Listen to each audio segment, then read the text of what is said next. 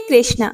संगीता धर्म सागर परिवार से जुड़े सभी भक्तजनों का दिल से बहुत बहुत स्वागत है। हे प्रिय भक्तों, आइए महात्म्य कथा से पहले एक बहुत ही सुंदर कहानी को सुनते हैं। एक सेठ जी थे जो दिन रात अपना काम धंधा बढ़ाने में लगे रहते थे। उन्हें तो बस शहर का सबसे अमीर आदमी जो बनना था, धीरे धीरे ही सही, पर आखिर में वे नगर के सबसे धनी सेठ बन ही गए। इस सफलता की खुशी में उन्होंने एक शानदार घर भी बनवाया। गृह प्रवेश के दिन उन्होंने एक बहुत शानदार पार्टी का आयोजन किया। जब सारे मेहमान चले गए तब वे भी अपने कमरे में सोने के लिए चले आए। थकान से चोर जैसे ही बिस्तर पर लेटे, एक आवाज उन्हें सुनाई पड़ी, मैं तुम्हारी आत्मा हूँ और अब मैं तुम्हारा शरीर छोड़कर जा रही हूँ। हे प्रिय भक्तों, सेठ घबरा कर बोली, अरे तुम ऐसा नहीं कर सकती, तुम्हारे बिना तो मैं मर ही जाऊंगा। देखो, मैंने वर्षों के तन तोड़ परिश्रम के बाद यह सफलता अर्जित की है। अब जाकर इस सफलता को आमोद प्रमोद से भोगने का अवसर आया है। 100 वर्ष तक टिके ऐसा मजबूत मकान मैंने बनाया है। यह करोड़ों रुपए का सुख सुविधा से भरपूर घर मैंने तुम्हारे लिए ही तो बनवाया है। तुम यहाँ से मत जाओ। आत्मा बोली, यह मेरा घर नहीं है, मेरा घर तो तुम्हारा शरीर था।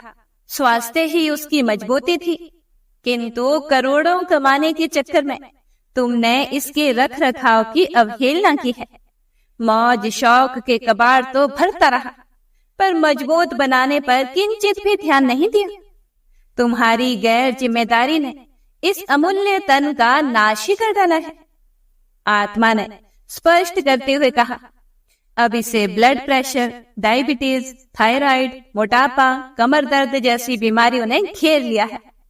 तुम ठीक से चल भी नहीं पाते, रात को तुम्हें नींद भी नहीं आती और तुम्हारा दिल भी कमजोर हो चुका है और तनाव के कारण ना जाने और कितनी बीमारियों का घर बन चुका है यह तुम्हारा शरीर।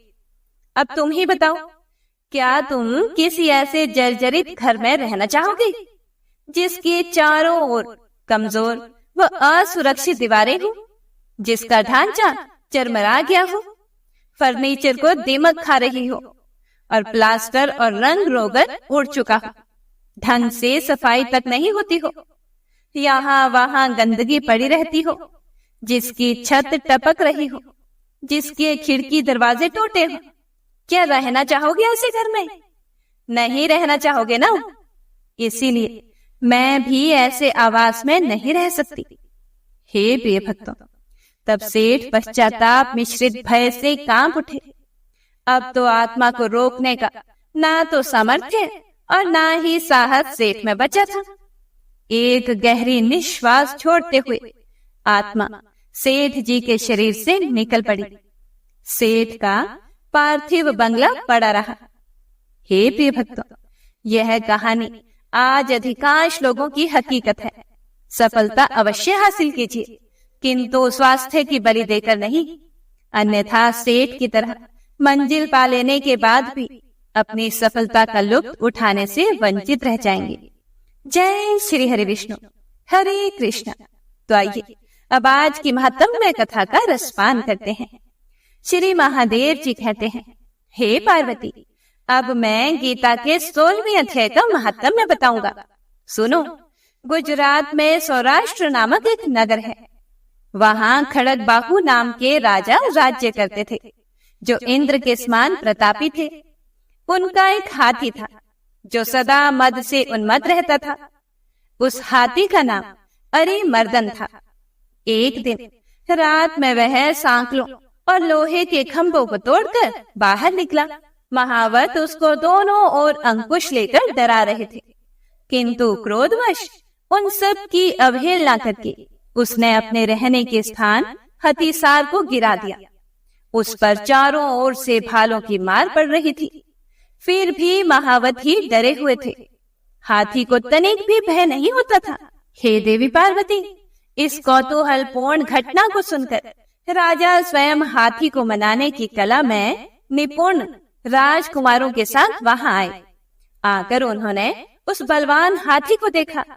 नगर के निवासी अन्य काम धंधों की चिंता छोड़कर अपने बालकों को भय से बचाते हुए बहुत दूर खड़े होकर उस महाभयंकर गजराज को देखते रहे। उसी समय कोई ब्राह्मण तालाब से नहाकर उसी मार्ग से लौट रहा था। वे गीता के 16वें अध्याय के कुछ श्लोकों का जप कर रहा था। पूर्ववासियों और महावतों ने बहुत मना किया, किंतु ब्राह्मण ने किसी की भी नहीं मानी। उसे हाथी से भय नहीं था, इसीलिए वे चिंतित नहीं हुआ। उधर हाथी अपनी चिंगार से चारों दिशाओं को व्याप्त करता हुआ लोगों को कुचल रहा था। वे ब्राह्मण उसके बहते हुए मद को हाथ से छूकर निर्भयता से निकल गए। इससे वहां राजा तथा देखने वाले पूर्ववासियों के मन में बड़ा विस्मय हुआ। राजा ने आश्चर्यचकित होकर पूछा, हे ब्राह्मण देव, आज आपने यह महान अलौकिक कार्य किया है, क्योंकि इस काल के समान भयंकर गजराज के सामने से आप सकुशल लौट आए हैं। आप किस देवता का पूजन तथा किस मंत्र का जप करते हैं? कृपया बताइए, आपने कौन सी सिद्धि प्राप्त की है? ब्राह्मण ने कहा, हे राजन, मैं प्रतिदिन गीता के 16वें अध्याय के कुछ श्लोकों का जप किया करता हूँ। इसी से सारी सिद्धियां प्राप्त हुई हैं। श्री महादेव जी कहते हैं, हे देवी पार्वती, तब हाथी का कौतूहल देखने की इच्छा छोड़कर राजा ब्राह्मण देवता को साथ लेकर अपने महल में आए। वहां शुभ मुहूर्त देखकर 1 लाख स्वर्ण मुद्राओं की दक्षिणा देकर उन्होंने ब्राह्मण को संतुष्ट किया और उनसे गीता मंत्र की दीक्षा ली। गीता के 16वें अध्याय के कुछ श्लोकों का अभ्यास कर लेने के बाद उनके मन में हाथी को छोड़कर उसके कौतुक देखने की इच्छा जागृत हुई। एक दिन सैनिकों के साथ बाहर निकलकर राजा ने महावतों से उसी मत गजराज का बंधन खुलवाया। वे निर्भय हो गए। राज्य का सुख विलास के प्रति आदर का भाव नहीं रहा। वे अपना जीवन तृणवत समझकर हाथी के सामने चले गए। साहसी मनुष्यों में अग्रगण्य राजा खड़गबाहु मंत्र पर विश्वास करके हाथी के समीप गए। मद की अनवरत धारा बहाते हुए उसके गंड स्थल को हाथ से छूकर सकुशल लौट आए। काल के मुख से धार्मिक और खल के मुख से साधु पुरुष की भांति राजा उस गजराज के मुख से बचकर निकल आए। नगर में आने पर उन्होंने अपने पुत्र राजकुमार को राज्य का कार्यभार सौंपकर स्वयं गीता के 16वें अध्याय का पाठ करके परम गति प्राप्त की। हे देवी पार्वती, यह मैंने तुम्हें गीता के 16वें अध्याय का महत्व में सुनाया। हे प्रिय भक्तों, तो आइए अब 16वें अध्याय को सुनते हैं। इस अध्याय में मानव स्वभाव के 2 प्रकारों संत और राक्षसी का वर्णन किया गया है। श्री कृष्ण बताते हैं कि सतोगुणी गुणों का विकास करके, शास्त्रों में दिए गए निर्देशों का पालन करके और आध्यात्मिक अभ्यासों से मन को शुद्ध करके मनुष्य में संत स्वभाव विकसित होता है। ऐसा व्यवहार दैवी संपत्ति या ईश्वरीय गुणों को आकर्षित करता है, जो अंततः ईश्वर साक्षात्कार की ओर ले जाता है। और इसके विपरीत आसुरी स्वभाव रजोगुण और अज्ञानता तथा भौतिकता पर केंद्रित जीवन शैली के साथ जुड़कर विकसित होता है, जो मानव व्यक्तित्व में अस्वास्थ्यकर गुणों को जन्म देता है। यह आत्मा को अंततः नरक समान अस्तित्व की ओर ले जाता है। श्री कृष्ण भगवान दिव्य प्रकृति से संपन्न लोगों के संत गुणों का वर्णन करते हैं और फिर उन आसुरी गुणों का वर्णन करते हैं जिन्हें सचेत रूप से त्याग दिया जाना चाहिए, अन्यथा ये आत्मा को अज्ञानता और संसार या जीवन और मृत्यु के चक्र में और अधिक घसीटेंगे। अंत में श्री कृष्ण भगवान घोषणा करते हैं कि शास्त्रों का ज्ञान अज्ञानता और जुनून पर काबू पाने में मदद करता है। वे हमें जीवन में सही विकल्प चुनने के लिए भी मार्गदर्शन करते हैं। इसीलिए हमें उनकी शिक्षाओं और आदेशों को समझना चाहिए और तदनुसार इस दुनिया में अपने कर्म करने चाहिए। तो आइए शुरू करते हैं अध्याय। भगवान श्री कृष्ण कहते हैं, हे भरत, ये दिव्य स्वभाव वाले पुरुषों के ऋषि तुल्य गुण हैं।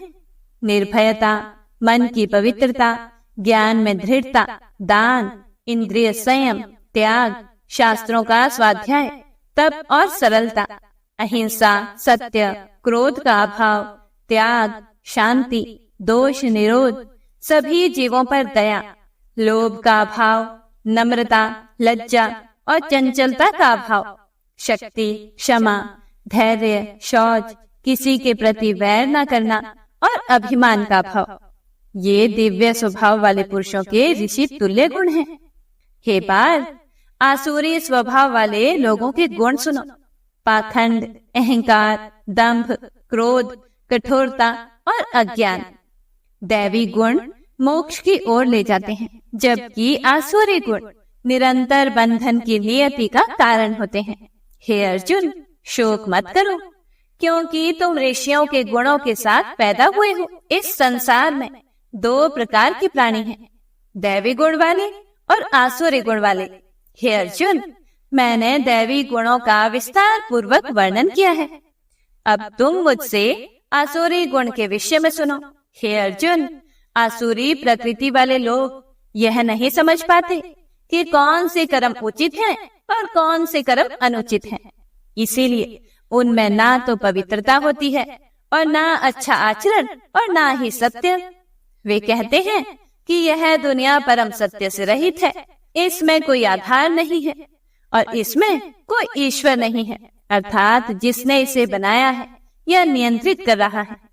यह दो लिंगों के संयोजन से बना है और इसका यौन संतुष्टि के अलावा कोई उद्देश्य नहीं है।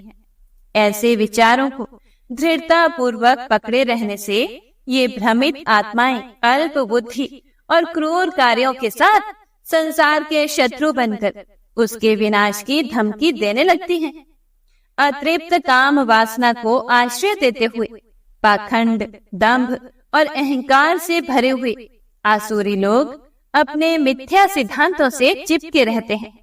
इस प्रकार मोहग्रस्त होकर वे अनित्य की ओर आकर्षित होते हैं और अशुद्ध संकल्प के साथ कार्य करते हैं। वे अंतहीन चिंताओं से ग्रस्त हैं, जिनका अंत केवल मृत्यु पर ही होता है। फिर भी वे पूरी तरह से आश्वस्त हैं कि इच्छाओं की पूर्ति और धन संचय ही जीवन का सर्वोच्च उद्देश्य है। हे अर्जुन, सैकड़ों इच्छाओं के बंधन में बंधे हुए तथा काम और क्रोध से प्रेरित होकर वे अपनी इंद्रियों की तृप्ति के लिए अन्यायपूर्ण तरीकों से धन संचय करने का प्रयास करते हैं। आसुरी व्यक्ति सोचते हैं कि मैंने आज इतना धन प्राप्त किया है, अब मैं अपनी यह इच्छा पूरी करूंगा। यह मेरा है, कल इससे भी अधिक प्राप्त करूंगा। उस शत्रु का मैंने नाश कर दिया है, अब मैं अन्य शत्रुओं का भी नाश करूंगा। मैं भगवान के समान हूँ, मैं ही भोक्ता हूँ और मैं ही पूर्ण हूँ, मैं ही शक्तिशाली हूँ और मैं ही सुखी हूँ। मैं धनवान हूँ, मेरे उच्च पदस्थ संबंधी हैं, मेरे समान और कौन है। मैं अर्थात देवताओं के लिए यज्ञ करूंगा, दान दूंगा, आनंद मनाऊंगा। इस प्रकार वे अज्ञान से मोहित हो जाते हैं। हे पार्थ, ऐसी कल्पनाओं से ग्रस्त और भटके हुए मोह के जाल में लिपटे हुए तथा इंद्रिय सुखों की तृप्ति में आसक्त होकर वे घोर अंधकारमय नरक में उतरते हैं। ऐसे दंभी और हठीले लोग जो अपने धन के मद में चूर होकर नाम मात्र के लिए ही दिखावटी यज्ञ करते हैं और शास्त्रों के नियमों की परवाह नहीं करते। हे पार्थ, अहंकार, बल, घमंड, इच्छा और क्रोध से अंधे होकर राक्षस मुझे गाली देते हैं, जो उनके अपने शरीर में और दूसरों के शरीर में मौजूद हैं। इन क्रूर और घृणित व्यक्तियों, मानव जाति के नीच और दुष्टों को मैं निरंतर भौतिक जगत में पुनर्जन्म के चक्र में समान राक्षसी प्रकृति वाले लोगों के गर्भ में डालता हूँ। ये अज्ञानी आत्माएं बार बार राक्षसी योनियों में जन्म लेती हैं। हे अर्जुन, मुझ तक पहुँचने में असफल होने पर वे धीरे धीरे सबसे घृणित प्रकार के अस्तित्व में डूब जाते हैं। आत्मा के लिए आत्मविश्वास रूपी नर्क में जाने के 3 द्वार हैं, काम, क्रोध और लोभ। इसीलिए इन तीनों का त्याग कर देना चाहिए। जो लोग अंधकार की 3 द्वारों से मुक्त हैं, वे अपने आत्मा के कल्याण के लिए प्रयास करते हैं और इस प्रकार परम लक्ष्य को प्राप्त करते हैं। हे अर्जुन, जो लोग कामना के आवेग में आकर शास्त्रों के आदेशों को त्याग कर कार्य करते हैं, उन्हें ना तो सिद्धि प्राप्त होती है, ना सुख, ना ही जीवन में परम लक्ष्य की प्राप्ति होती है।